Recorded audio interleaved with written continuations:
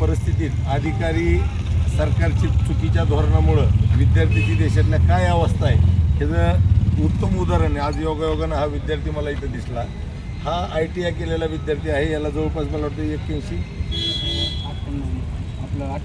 88% mark आहेत.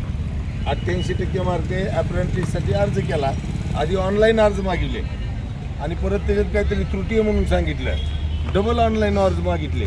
तर ज्या विद्यार्थ्यांनी आधी ऑनलाईन केलं होतं त्यांचे डबल ऑनलाईन झालेच नाहीत आणि इस्टॅब्लिशमेंट नंबर एक वेळा पडला तर दुसऱ्यांदा ऑनलाईन करता येत नाही.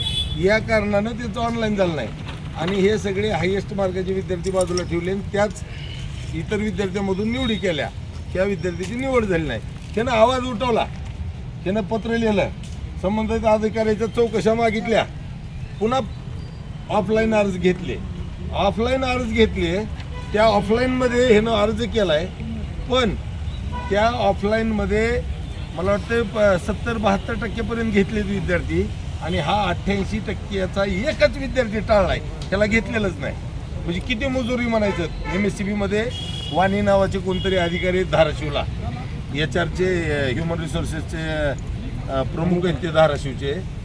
त्यानं अर्ज केला, तक्रार केली म्हणून ह्याला घेतलंच नाही. तुझं झालं का काम? नाही झालं. एकट्याच आणि ह्याच्यापेक्षा 10, 15, 20 मार्क कमी असणारे विद्यार्थी घेतलेत, याला घेतलेलं नाही. म्हणजे एकूण ही गळचेपी आहे विद्यार्थ्याची, आवाज उठवणाऱ्यांची, जी की सहन केली जाणार नाही. येणाऱ्या काळात हे असंच राहिलं पक्षाच्या वतीनं आणखीन उग्र आंदोलनं केले जातील आणि या सरकारला खाली खेचण्यासाठी जे शक्य ते प्रयत्न केले जातील. एकूणच पाहता आज देशामध्ये शेतकरी, व्यावसायिक, उद्योजक, सगळे कष्टकरी, शेतमजूर सगळे अडचणीत आहेत. सरकारच्या चुकीच्या पॉलिसी आहेत, धोरणं चुकीची आहेत, त्याच्यामुळे प्रत्येक घटक हा अडचणीत येतोय.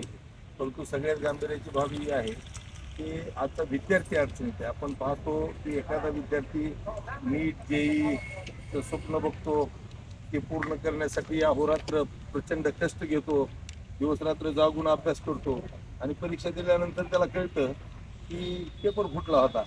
ही एक प्रकारचा मानसिक छळ विद्यार्थ्यांचा चालू आहे आणि ह्याला कुठतरी सरकार जबाबदार आहे. सरकारचा या व्यवस्थेवर अंकुश नाही, सरकारला गांभीर्य नाही, त्याच्यामुळे या सगळ्या गोष्टी घडत आहेत. आरोग्य विभागाचं आपण बघितलं, पेपर फुटले, TETचे पेपर फुटले, कुठली परीक्षा झाली की पेपर फुटायचे आणि एकूण त्या विद्यार्थ्यांचा आता विश्वास उडायला लागलाय की आपण जी मेहनत करतो त्याचा काय उपयोग होणार आहे का नाही.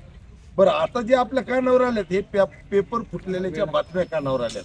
न बातम्या येता किती पेपर फुटले आणि पार पडले ह्याचा अंदाज सुद्धा आपण घेणं कठीण आहे. एकूण विद्यार्थ्यांचा या व्यवस्थेवरचा विश्वास उडायला लागलाय.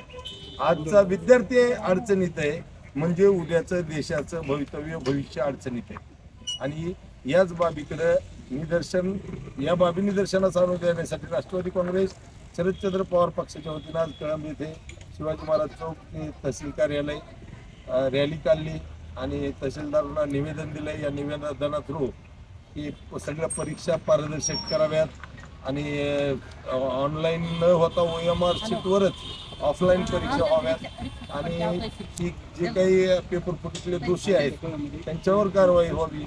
नीट पेपर फुटी असेल, TET असेल किंवा आरोग्य विभागाच्या परीक्षा असतील आणि विशेष म्हणजे शिक्षण मंत्री, केंद्रीय शिक्षण मंत्र्यांनी एवढं सगळं होऊन आजही ते निर्धास्त आहेत. धर्मेंद्र प्रधान यांचा राजीनामा व्हावा या मागणीसाठी आज आम्ही हा मोर्चा काढला.